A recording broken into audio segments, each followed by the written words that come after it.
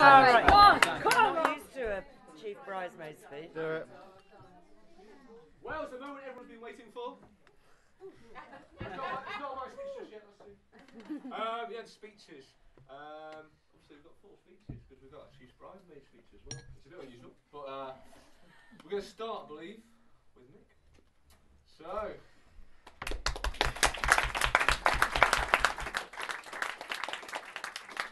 Thank you very much to all of you for coming. Thank you indeed. I mean, I'm sure Louise and Harry appreciate it immensely. We certainly do. My name is, I'm the father of the bride, I think. Well, Louise, give me socks to remind me. I think I'm the father of the bride. I'm called Mick, Michael, Mickey, Roberts, anything when I'm good, but obviously Julie calls me lots of other names, which we can't repeat here, you know, but she's got plenty of them. But, I mean, as I was preparing this speech, I didn't know exactly what to say, and Louise kept, you know, sort of ringing up saying, have you started yet? Have you done this, that and the other? And I said I had no ideas. So she gave me a name of a bloke who I work with and went to school with Louise. He's called Grindog. And she said, he'll give you some good stories. He'll give you some good stories. And he gave me a book, actually, which I've got. And he said, oh, take this with you. I'm sure it'll give you a few ideas. And I probably lost it. Now, goodness knows where it is. I've got it here. I've got it. He gave me this, as I say, he said, just make sure you give it me back because it's a bit classified. And it's got lots of stories in about Louise. And I started looking through it and I thought, you can't really read that one. Definitely not that one.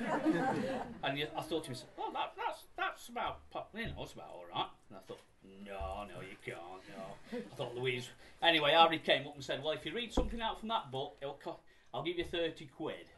But then Louise said, I'll give you 50 quid. But she said, as usual, the check's in the pot.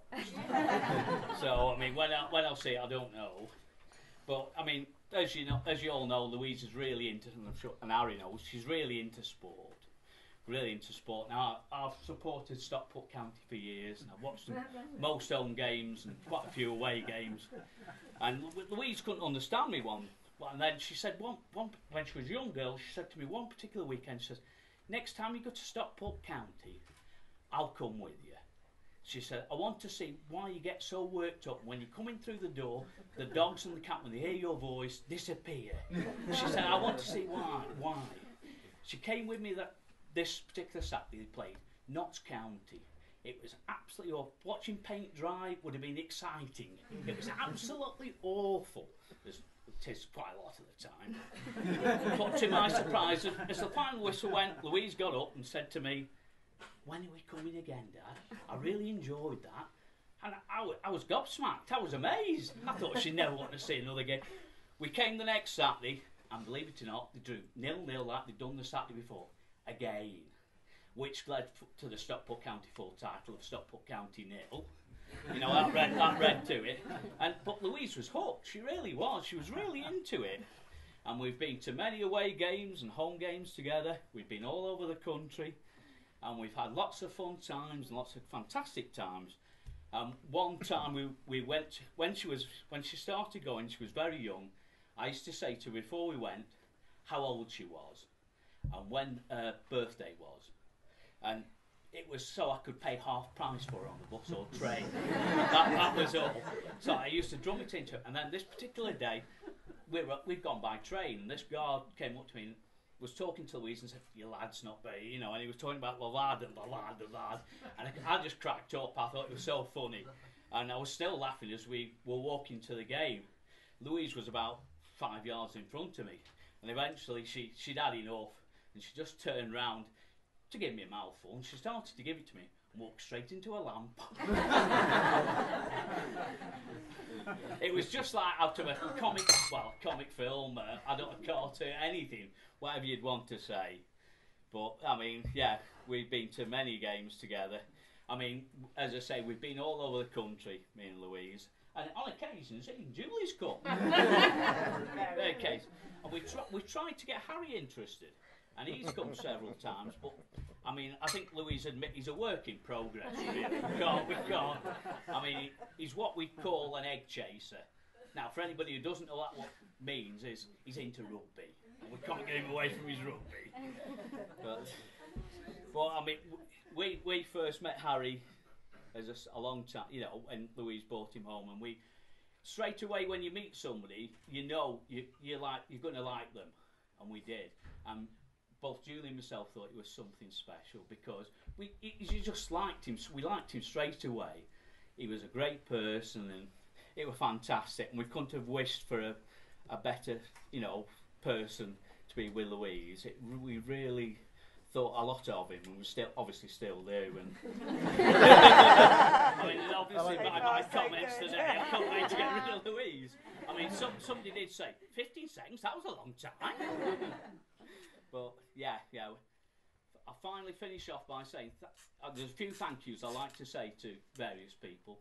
First of all, to everybody, thanks again for you to coming. I mean, it's been great. I mean, Louise has made me the happiest father alive. I mean, walking her down the aisle and seeing her so happy today has made, well, I can't, indescribable. I'd also like to thank Rosemary for all the hard work and the hours she put in with the bride's dresses and the bridesmaids' dresses, which were really, well, unbelievable. I thought they were fantastic, spectacular. Yeah. I'd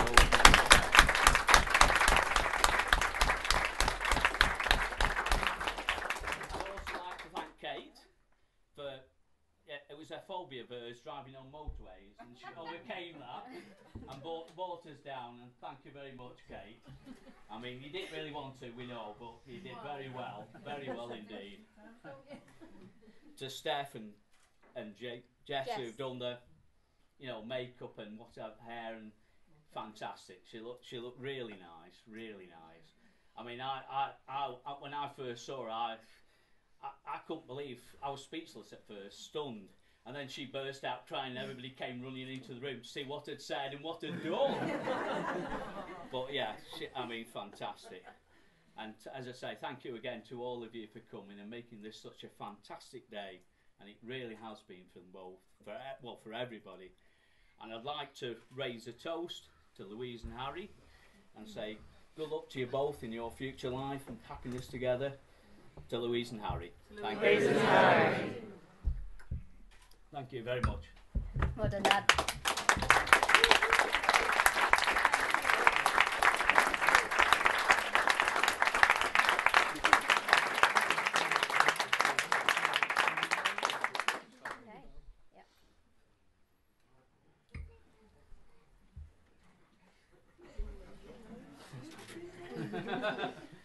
Well, it's not tradition for the maid of honour or chief bridesmaid to give a speech, but Louise asked me to do, and obviously I was honoured to not only be stood here today as her maid of honour, I don't know what, or man of honour, or whatever you want to call it, but to give a speech as well. So obviously the dress didn't fit, so I had to go for this.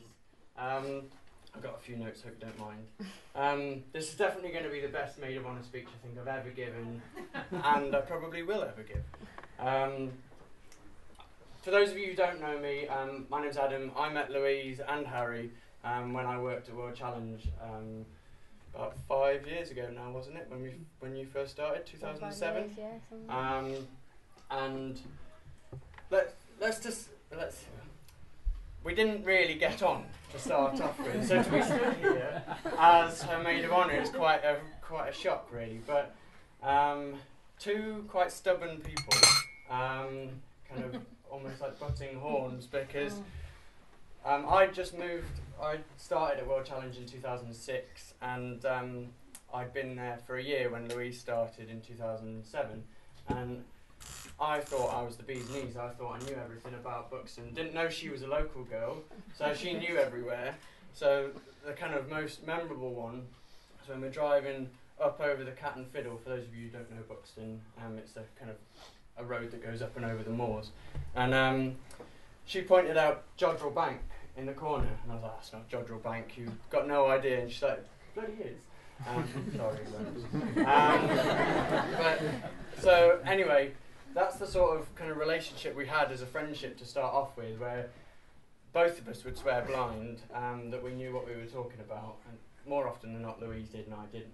But it was on a drunken evening walking back up the hill that we kind of came to a truce, and we decided that rather than be stubborn and use our powers against each other, we would unite forces, and we became quite a good working partnership. We kind of a bit conceitedly referred to ourselves as the dream team. But there was 3 of us, and let's just say me and Louise were good at our jobs and the other one wasn't. So we helped each other out, and obviously our friendship has grown ever since. And I think obviously Louise meeting Harry at the same time, they've been able to grow together, and I've known Harry since he started with World Challenge at kind of roughly the same time as I did, and he's a great guy, and he couldn't do anything more for you or for Louise, and I think they're a brilliant couple together. So, and even though I'm just your friend, I'm not your dad, I'm proud to see you two together here today. Louise, from what you can see today, is an exceptionally organised person, and that kind of helped us when we worked together, because she used to leave me lists of jobs to do.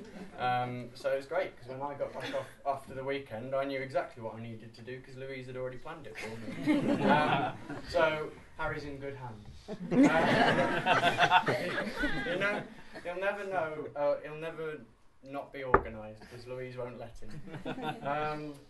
And I'm just really glad to not only to be here, but to see you two so happy together, because you've had some rough times over the last few years, and the Lake District didn't do you any favours, and I'm really glad to see now that you've moved down to the southwest. It's like 2 new people.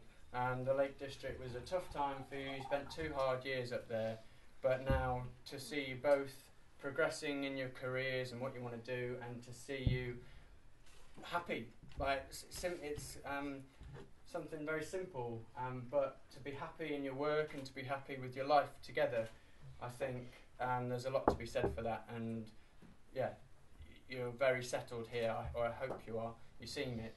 I remember talking to you on the phone when you just moved down here, and it was like talking to another person, because when you're in the Lakes you were always worried, whereas now you're happy in everything that you do. And I know I've said it a couple of times now, but to be happy is not something to be taken for granted.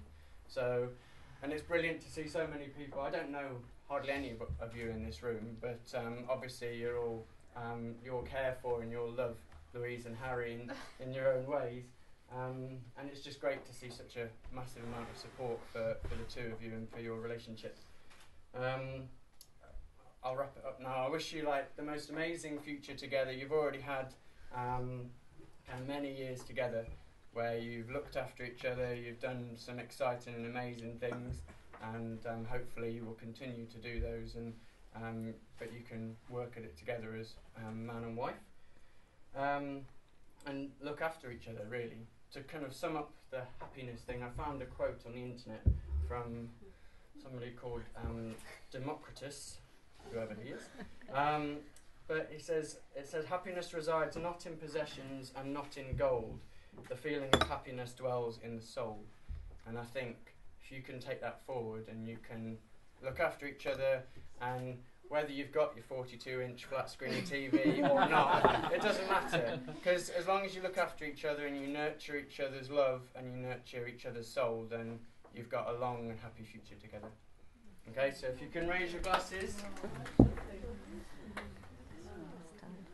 Congratulations, good luck, and here's to the future to Harry and Louise.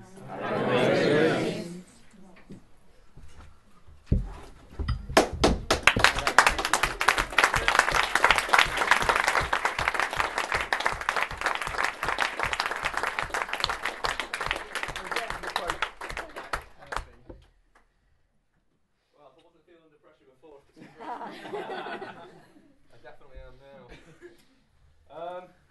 For those of you who haven't met me yet, or those of you who I've introduced myself to, I'm Rob. I'm the best man, obviously. I've been lucky enough to know Harry now for about 9 or 10 years, and he's only given me 5 minutes for this speech. So I can't fit everything in, so come and see me later on. When I first met Harry, for those of you who haven't known him for a long time, he didn't look like that.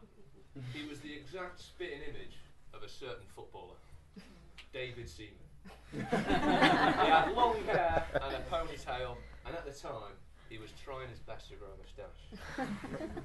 Instantly, I thought, because we were looking at the time, I was like, I've got to make friends with that guy. Anyway, after not very long, the first weekend we were there, I also worked out, as well as being a bit like David Seaman, he's a bit like a cross between Mr. Bean and Frank Spencer. I've got quite a few stories to recount on that. I'll tell you a couple. The first weekend, I was like, Harry, do you fancy going kayaking? He's like, great, I love kayaking. But we'll have to collect the boat, it's down the road. So, down the road, how far can that be? 2 miles, 3 miles, 4 miles? He's like, it's not far, just get in the car, I'll direct you. So we jumped in the car, and for anyone who doesn't know the jumping around here, we live in Bude, which is in Cornwall. Anyway, we jumped in the car, we drove across Cornwall and across Devon, and eventually we were nearly in Dorset by the time we picked this boat up in college. Which leads to something that reminds me of Harry, and that's forgetful. When we got there, his boat was chained up with a padlock. And we got there, and I was like, oh cool, go on, let's go. I've been wanting to go to the sea for about 3 hours now. And he's like, oh, I forgot my key. I was like, well, what do you want me to do? And he goes, well, you're from Liverpool, do something. I knew then this was going to be a funny time. Some of the great Harry forgets I'll put in straight away now. When we go climbing, numerous times he's forgot fairly important things like ropes. Once he came round to service his car at my house, he forgot all his tools.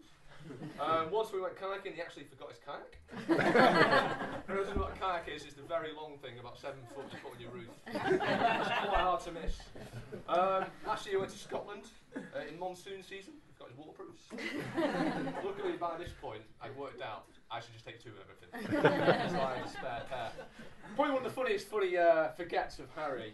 It was about 6 years ago now. He forgot a van. Sorry, not forgot a van. He bought a van, and he didn't quite check that it had an MOT that well with the guy when he bought it. Luckily it did, but these guys he bought the van off, they've gone on a round the world trip for 2 hours, not for 2 hours, for 2 years. So you probably weren't going to see them again, and he bought the van off them in good faith. We were driving down the A30 one day to go kayaking in fact, and I was like, Harry, your van, it's roasting here mate, you got any kind of air conditioner or anything? He's like, air conditioning? No, just open the window. So I was like, okay, you know. So I started winding down the window as Harry was driving. I started winding it down, the whole window just fell out. 60 miles an hour, and all I could say was, I fixed the air conditioning. And it wasn't long after this great van that Harry parted with at least £300 for, it kind of collapsed a little bit and the brakes actually failed. Obviously, having any kind of vehicle with no brakes is quite dangerous. So it sat there on the driveway for about 6 months, didn't it, where you were working. In the meantime, we had to buy another car. Well, luckily we were working at the time, the guy that owned the place was like, Harry, get rid of your van by this Friday or I'm going to get it towed away and I'm going to charge you for it. So Harry had this great idea, what I'll do with my new car, I'll tow it with a rope and I'll tow it to the scrapyard. Great idea, save himself 120 quid. So anyway, he went and did that and he found someone to drive the van as he was towing it, but he forgot to tell them. Anyone guess what? No, right. The brakes don't work. Luckily, you know, he had the back of his car to use as a stop for the van, and yeah, caused a bit of damage, but that's that. About 5 years ago, obviously, you know, Harry met Lou. They've been together since, and luckily, you know, Lou's been there and she's helped him, you know, remember things, helped him be a little bit more organised. But luckily, she wasn't there this morning, so I wrote him a little cheat sheet of things to do today. Me and Kaz did it the other day, didn't we, Kaz? We wrote a massive long list of about 30 things, and I was like, 30 things, that's too complicated, so I simplified it to 3 things. Number 1, get up. Number 2, get married. Number 3, go home. In brackets, please remember Lou. I also wrote an unofficial number 4. It says, please do the above in the following order. Okay, I've got plenty more stories about Harry, to be honest. You know, it's pretty much give me a subject, I'll have a story on it. Come and see me later on and I'll go through it. If I give Harry one top tip, it's about remembering things, and that is to remember your anniversary. Probably the funniest tip I've ever heard, someone gave me. There's only one way, ever, to never forget your wedding anniversary. The reason you do that, the way you do that is forget it once. Once you've got it once, the amount of trouble you'll get in from forgetting it, you'll never ever be able to forget it ever again. On a serious note, I mean, thanks everyone for coming. It's been a great day. Great couple. I think I've said enough now. I've definitely got over the 5 minutes. I knew I would. Then we could raise the glasses, please. One more toast to the bride and groom. Bride and groom.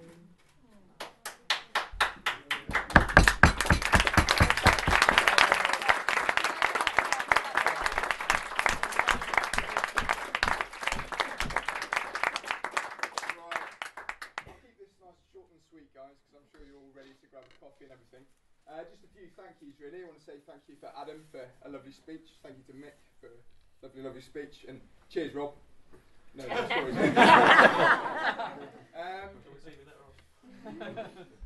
Want to say thank you to Lou for being absolutely beautiful today and turning up. Amazing. And finally, I want to say some big thank yous to... Wait, which who are you going for first? see, there we go, the organiser already. Yeah, we saw that. Right. So we're going to have a round of applause for my mum. And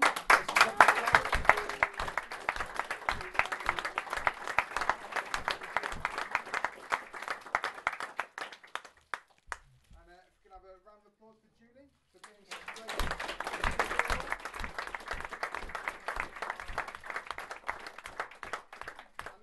Massive round of applause here because without her it wouldn't have been possible. It's Rose. So.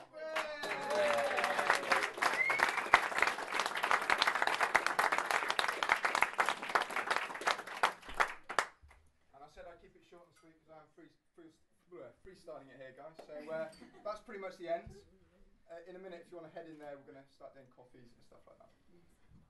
Oh, and we've got, yes, thank you, yeah, we've got a shiny warning bell. Everyone needs to sign that before they disappear. So big photo frame with everything to sign, so people, it's sort of a guest book, it's kind of a good message thing, so people like to sign that. Brilliant, yeah, thank you very much. Excellent.